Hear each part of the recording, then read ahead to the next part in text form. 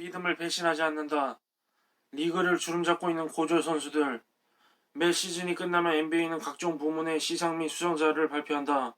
그중 각 포지션별 최고의 활약을 펼치는 선수들을 올 NBA 썰드 팀까지 모두 15명을 발표한다.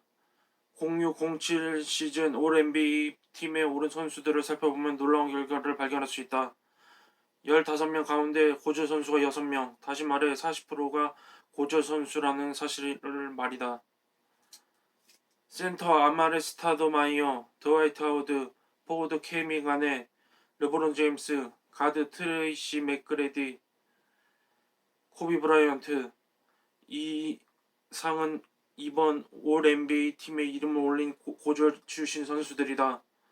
만약 고졸 출신과 외국인 출신, 대학 출신 선수들이 맞붙는다면 고졸 출신 팀이 우세를 점할 수 있을 만큼 현 리그에서 고졸 출신 선수들이 보여주고 있는 활약상은 뛰어나다. 센터에 에디 커리가 추가되고 파워포드에 저메인 오닐, 스몰포드에 라샤드 루이스, 조시 스미스가 가세하게 된다면 정말 막강한 이용을 보여줄 것이다. 아마 포인트 가드만 뺀다면 리그 최고의 선수들을 구성되었다고 해도 과언이 아닐 정도다.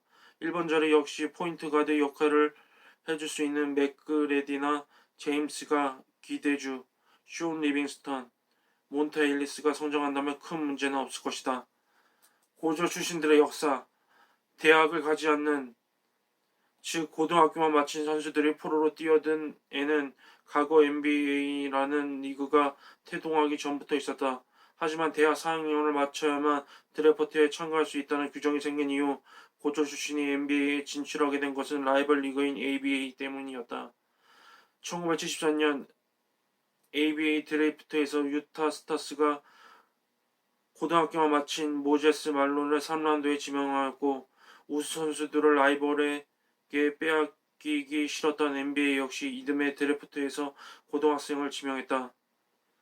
75년 드래프트 1라운드 5번으로 필라델피아 세븐티시저스는 데릴 돈키스를, 2라운드 19번으로 애틀랜타 호크스는 비엘 월로우비를 지명했고 이 두 선수는 NBA 최초의 고졸 출신 선수들로 기록되었다. 하지만 76년 ABA가 NBA에 흡수 합병되었고 도킨스나 월로우비가 기대만큼 활약하지 못했던 탓에 당분간 고등학생들의 NBA 진출은 이루어지지 않았다.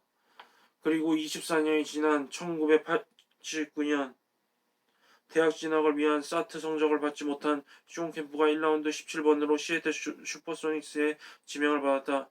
하지만 캠프는 커뮤니티 컬리지에 진학을 했던 선수라 엄밀하게 말하면 순수한 고졸은 아니라 볼 수 있다. 비슷한 예로 골든 스테이트 워리어스의 스티븐 잭슨을 고졸이라고 보지 않는 것처럼 말이다. 도킨스와 얼로비가 뽑힌 지 정확히 30년이 흐른 1995년 역시 사트 성적 미달로 고교 최고의 선수가 NBA 드래프트에 참가했다. 그의 이름은 케빈 가넷. 엄청난 잔재력을 지닌 가넷은 당당히 1라운드 5번으로 미네소타 팀버울브스에 지명을 받았고 입단 첫해 10.4점, 6.3 리바운드를 기록하여 올 루키 세컨드 팀에 이름을 올렸다. 가넷의 성공으로 코비 브라이언트, 저메인 오닐, 트래시 맥그레디 등 걸출한 선수들이 본물 터지듯 NBA로 밀려 들어왔다. 그리고 2001년 드래프트에는 카미 브라운이 고졸 출신으로는 사상 처음으로 1라운드 1번으로 뽑혔고 아마레 스타디오마이어는 2003년에는 고졸로는 처음으로 올해의 신인에 뽑혔다. 실패한 고졸들, 물론 고졸 출신이라고 모두 NBA에 성공한 것은 아니다. 최초의 고졸인 도킨스는 14시즌 동안 12득점, 6.1 리바운드라는 나름대로 괜찮은 성적을 남겼지만 기대에 미치지는 못했고 올스타에 뽑히지 못했다. 같은 해 뽑힌 얼로우비는 8시즌 동안 6점, 3.9 리바운드 평범한 기록을 남겨 고졸 출신 선수들이 가감히 NBA에 직행하고자 하는 의지를 꺾어놓았다. 98년 2라운드 40번으로 디트로이트 피스트에 뽑힌 콜레온 영은 NBA에서 단 3경기만 출전하며 최초의 고졸 10회장이라는 오명을 남기며 이탈리아와 ABA 등을 전전해야 했다. 99년 2라운드 5번으로 인디애나 페이서스에 뽑힌 조나던 벤더도 7시즌 동안 5.6득점, 2.2리바운드를 기록하고 부상으로 은퇴했다.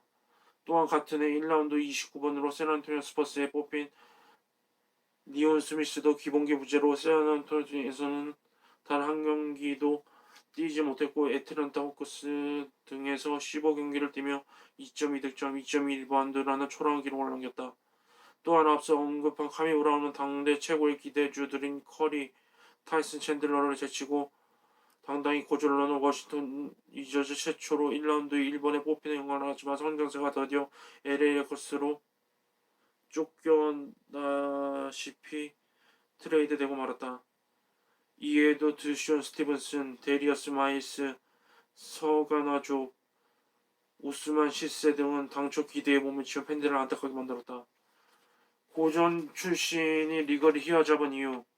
물론 고전 출신 가운데에는 실패한 선수들이 많이 있고 평범한 기록을 남기며 리그에 버티는 선수들도 있지만 드래프트 참가 대비 고전 출신 선수들의 리그 활약상은 대단하다고 볼 수 있다.